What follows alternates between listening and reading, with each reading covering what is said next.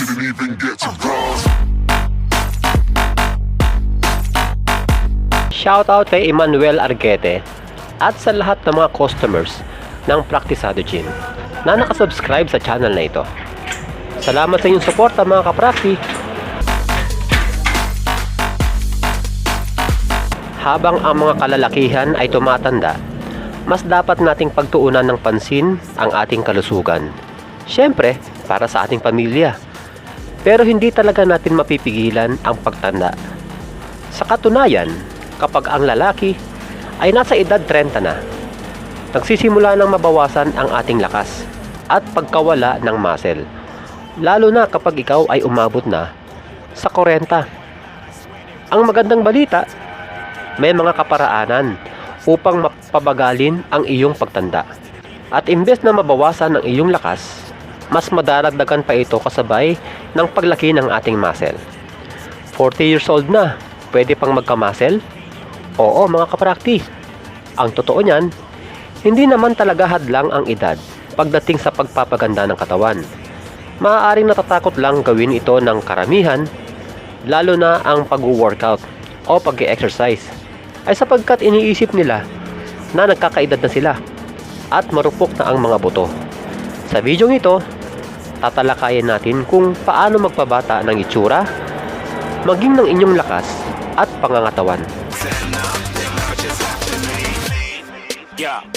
Ang pag-workout ng regular ay nakakatulong upang hindi basta-basta mawawala ang muscle. Ibig sabihin, mapapanatili mo yung lakas mo at maaaring mahigitan mo pa yan sa tulong ng ganitong exercise at tamang diet. Pinatitibay nito ang ating buto, pinalalakas ang ating resistensya, pinatataas ang ating testosterone level. Pinabubuti rin nito ang kabuuan ng ating kalusugan at nakakapogi. Wow! Dahil magmumukhang bata ang iyong katawan. Ang testosterone ay isang growth hormone para sa pagtubo ng ating muscle.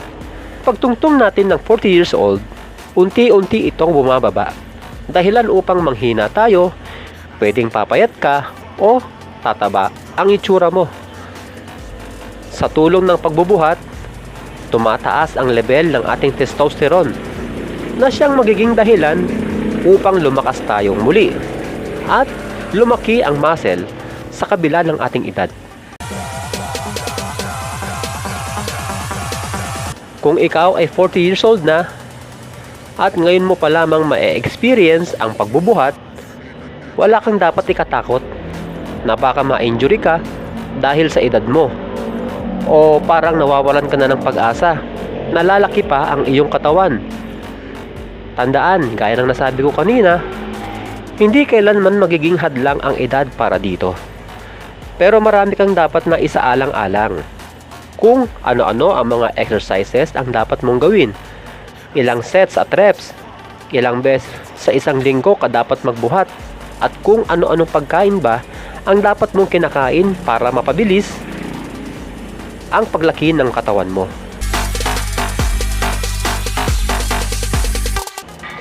Dahil baguhan ka pa lamang sa gym o sa pagbubuhat, hindi mo kailangan makipagpaligsahan sa bigat ng bubuhatin mo kumpara sa mga kasabayan mo sa gym, lalo't mas nakakabata sila sa'yo at bihasa na ang mga ito.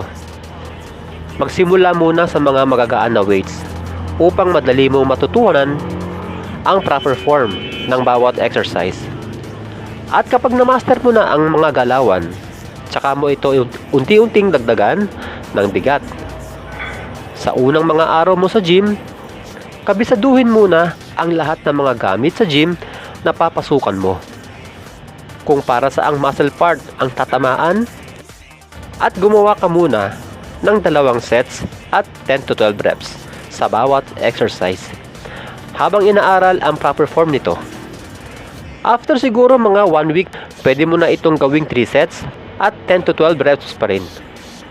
I-prioridad ang mga exercises na compound exercise gaya ng bench press, deadlift, squat, military press, lat pull down at iba pa. Dahil karamihan dito ay mga big muscles, gaya ng chest, back at legs. Ito ang magiging pundasyon mo sa pagpapalaki ng katawan. Get to bronze. Kapag kabisado mo na ang mga exercises, pati ang proper form, maaari ka nang gumawa ng sarili mong workout program nang naaayon sa libre mong oras. Dahil 40 years old pataas ka na, sapat na ang 4 na beses na pagbubuhat sa loob ng isang linggo. Kaya narito ang isang halimbawa ng 4 times a week na workout schedule.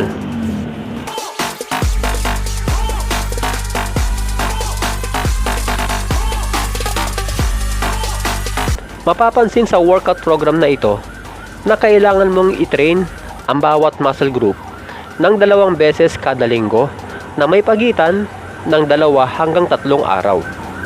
Ibig sabihin, kapag nag-chest ka ng Lunes, ulitin mo ito sa Wednesday o Thursday. Hindi mo kinakailangan magbabad sa gym. 1 oras ng pag-workout ay sapat na para sa ating edad.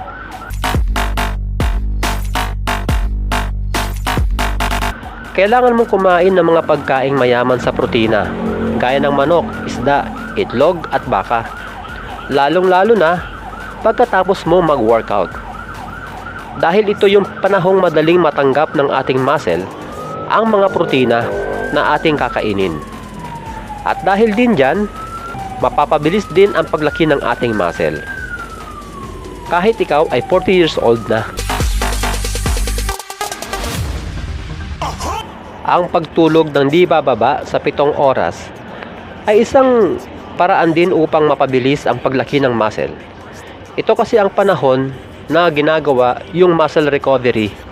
Ibig sabihin, sa pamamagitan ng pagtulog ay muling nabubuo ang mga muscle tissue na nasira dahil sa iyong pagbubuhat. Kapag kulang ka sa tulog, tiyak mabagal din ang muscle recovery.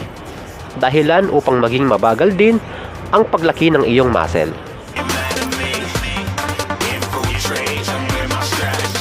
Sa mga nakababatang edad dyan na nagsimula sa pagbubuhat ng maaga, napakaswerte nyo. Dahil tuloy-tuloy ang pag-workout nyo, kapag naabot nyo na ang edad na 40 pataas, mapapanatili nyo ang kagandahan ng inyong katawan at maging ng inyong lakas. Lalo na kung may disiplina ka sa pagkain at wala kang bisyo. Hanggang 60 years old ay kayang mapanatili ang laki ng inyong muscle. At yan din naman ang hinahangad ko sa aking sarili. Ako nga pala ay magpi-51 na sa taong ito. Hanggang sa muli mga kaprakti, God bless! Didn't even get to bronze.